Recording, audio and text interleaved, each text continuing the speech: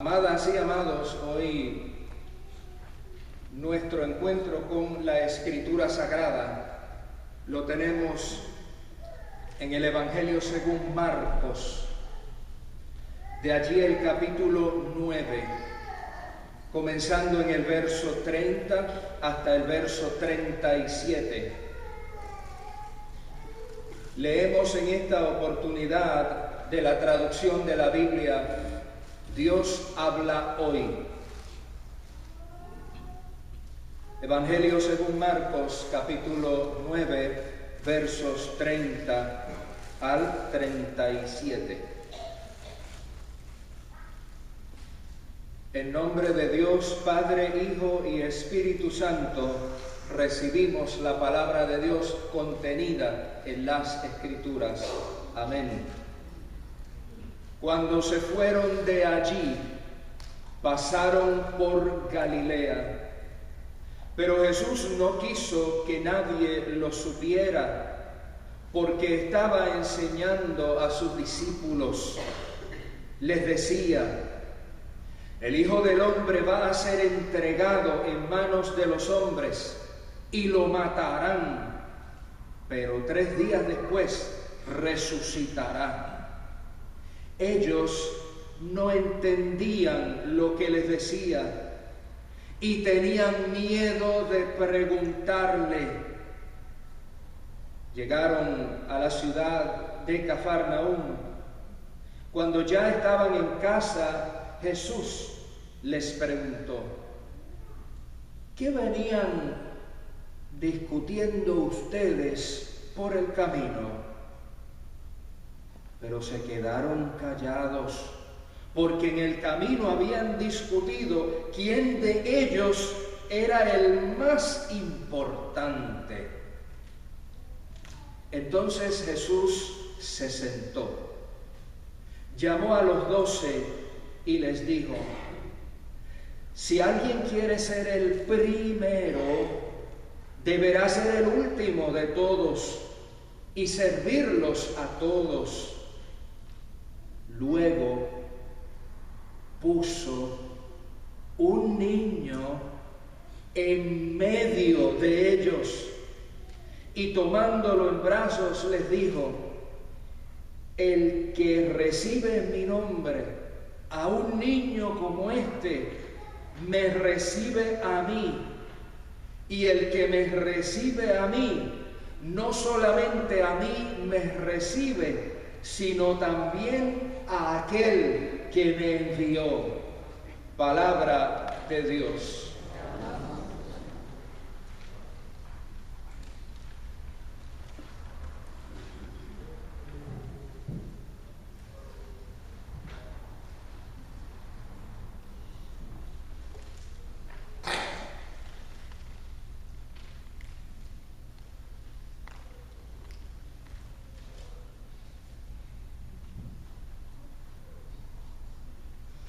¿Sabe usted que en ocasiones confundimos conocimiento con sabiduría?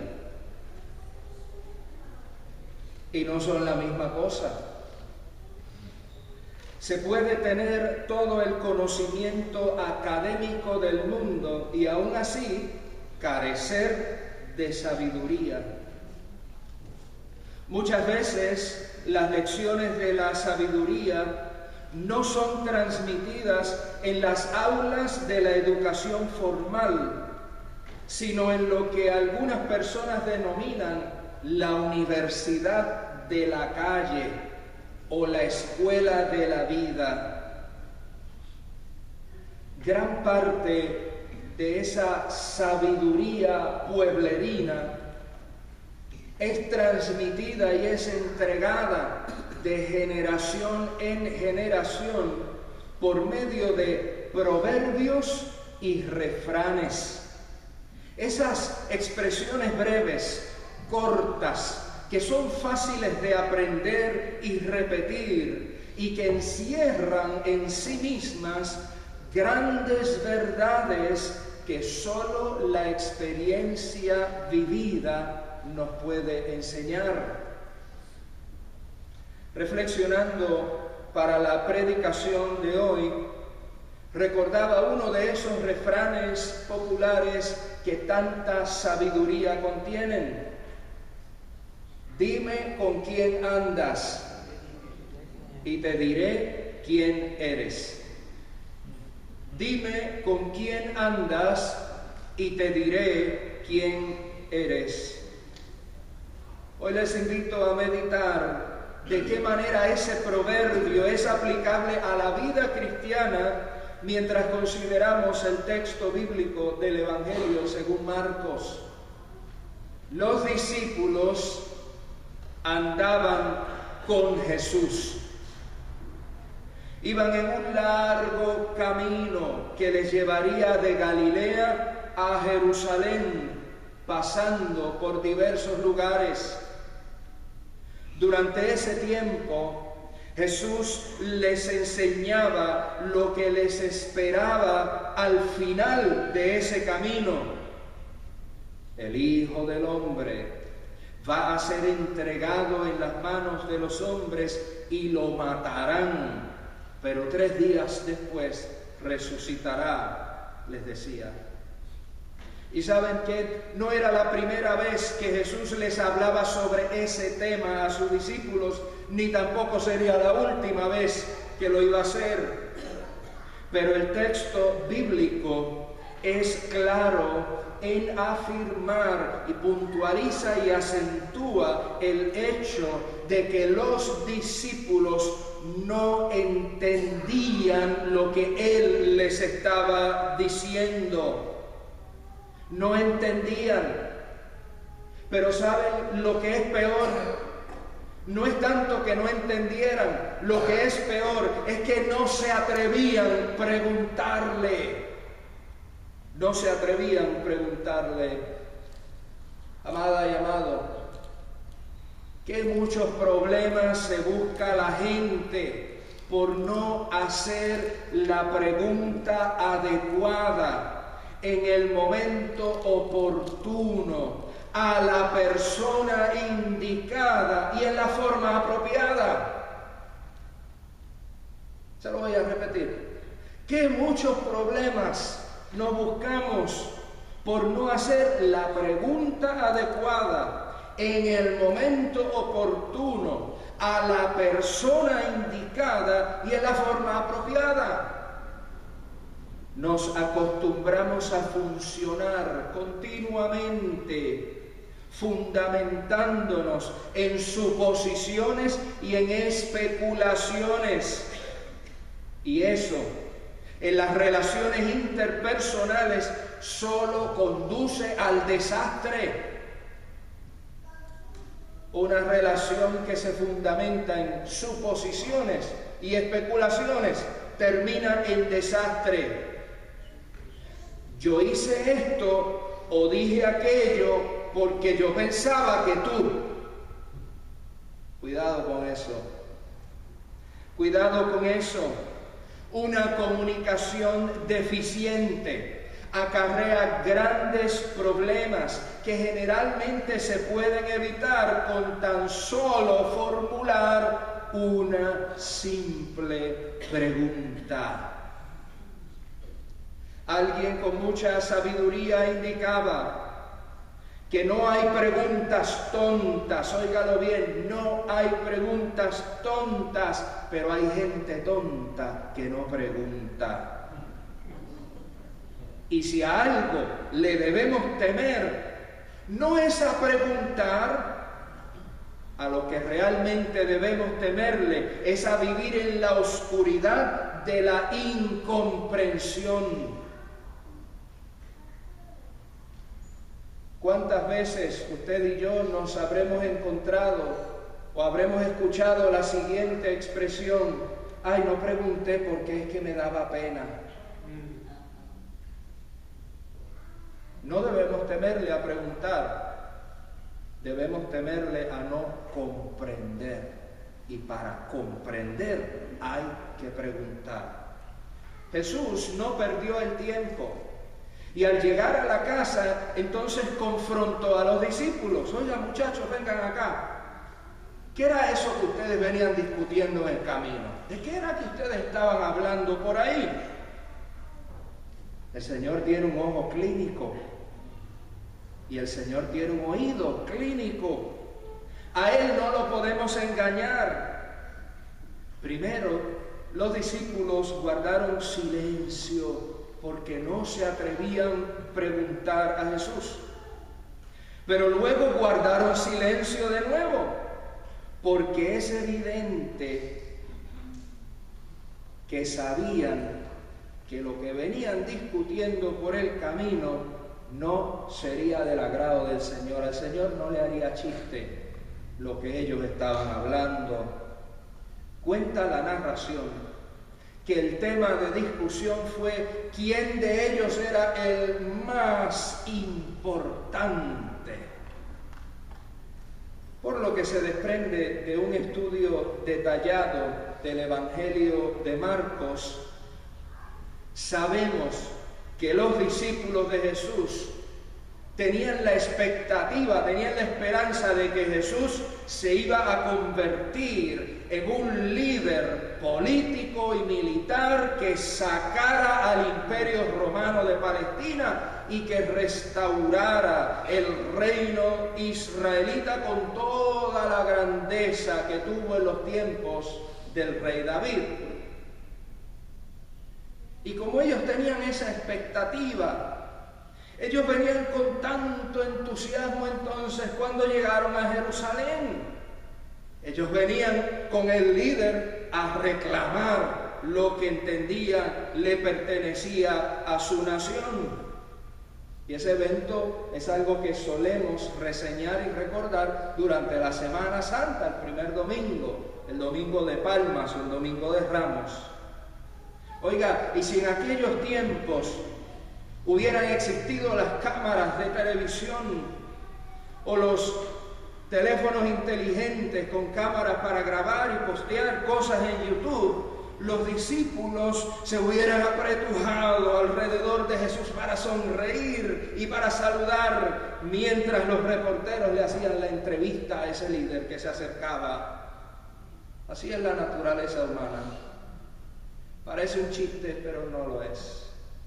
Volviendo al refrán, dime con quién andas. Dime con quién andas. Aquí el asunto entonces de importancia, fíjese bien, no es solo con quién andas, sino cómo andas. No es tan solo con quién andas, sino cómo andas. Los discípulos, según testifica la Escritura, andaban con Jesús, pero no andaban como Jesús. Evidentemente, sus metas, sus aspiraciones y sus enfoques eran muy distintos a las metas, aspiraciones y enfoques de Jesús. Ellos esperaban el camino hacia el triunfo militar y político. Ellos aspiraban a alcanzar el poder y la fama y los beneficios que ello conlleva. Pero Jesús llevaba otro camino. Jesús caminaba hacia la cruz, hacia el sacrificio, la entrega, el perdón inmerecido, la misericordia.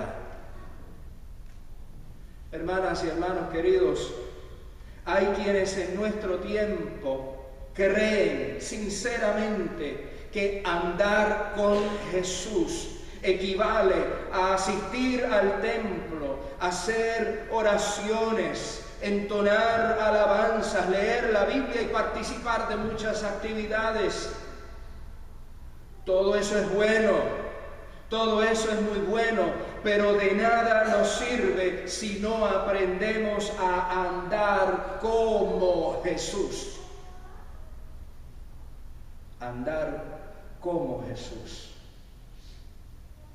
Andar como Jesús implica adoptar como propia su forma de vivir, hacer propio su estilo de vida, asumir sus patrones de conducta para con Dios y para con las demás personas.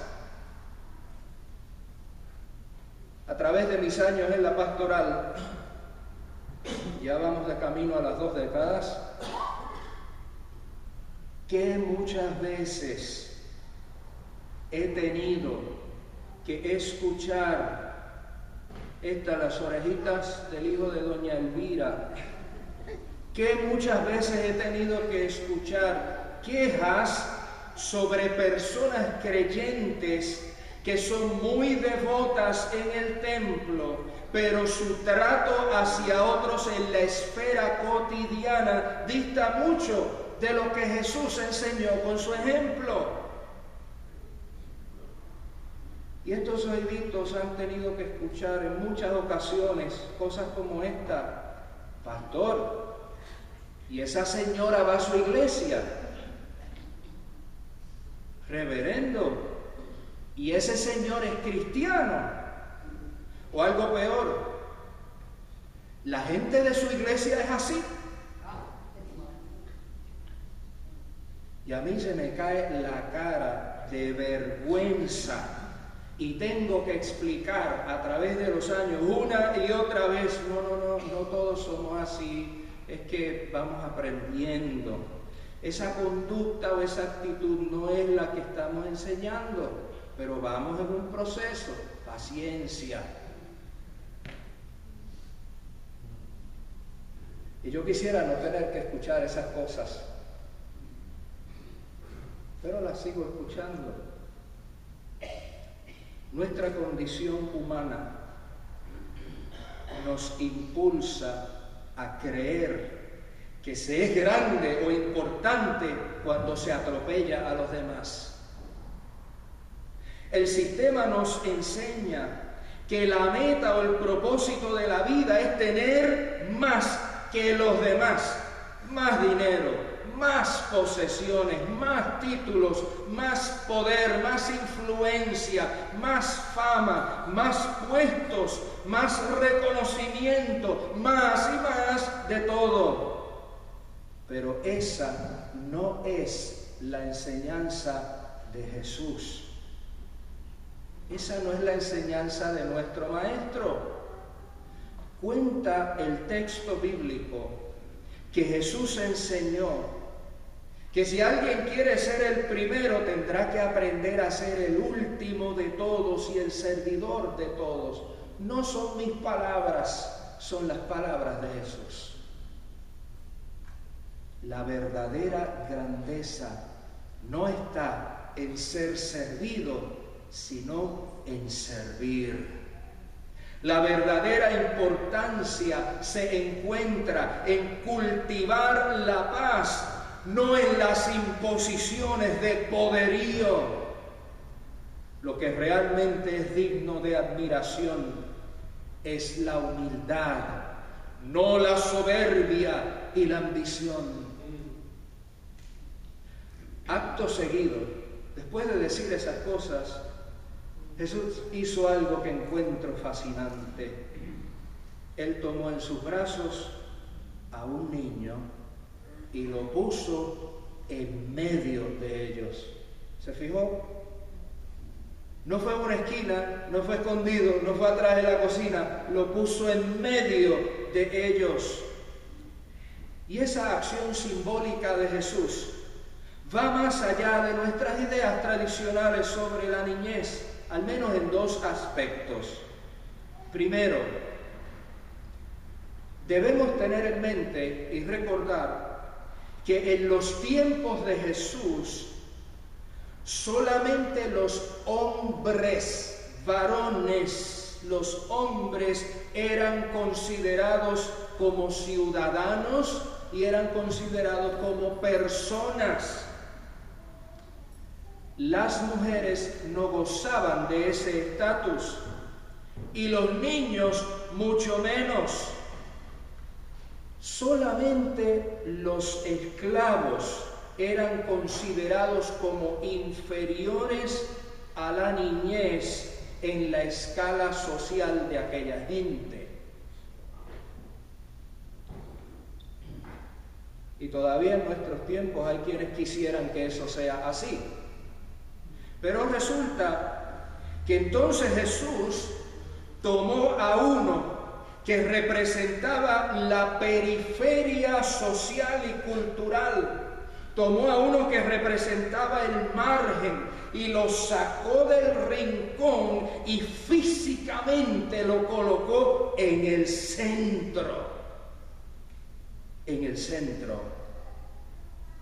Jesús trató con dignidad a quien su sociedad denigraba.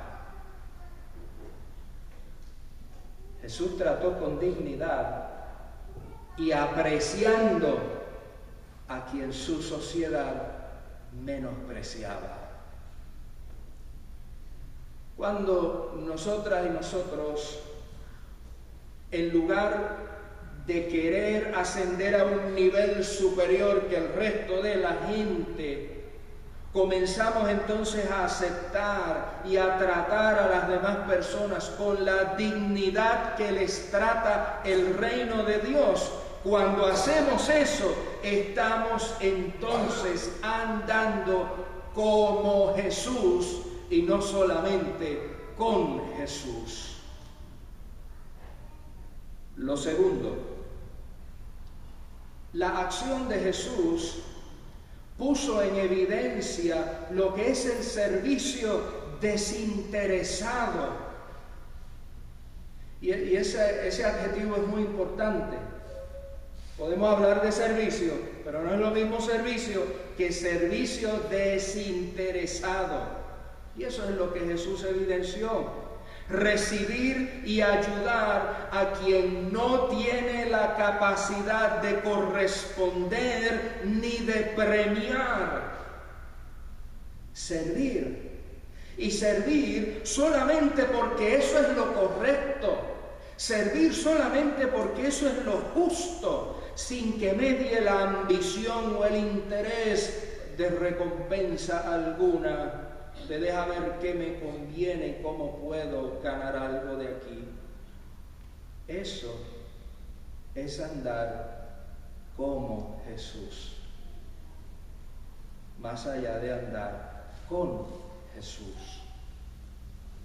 Andar como Jesús no solamente dirá quiénes somos, sin la necesidad de pompas ni reconocimientos, sino que andar como Jesús también marcará la diferencia en un mundo necesitado de gente que viva y que practique los valores del reino de Dios, el reino que Jesús enseñó, predicó y practicó. Hermana y hermano querido, muy amada iglesia, no gastes tu voz diciendo que andas con Jesús. Mejor invierte tus esfuerzos y tus energías en andar como Jesús. Soli Deo Gloria.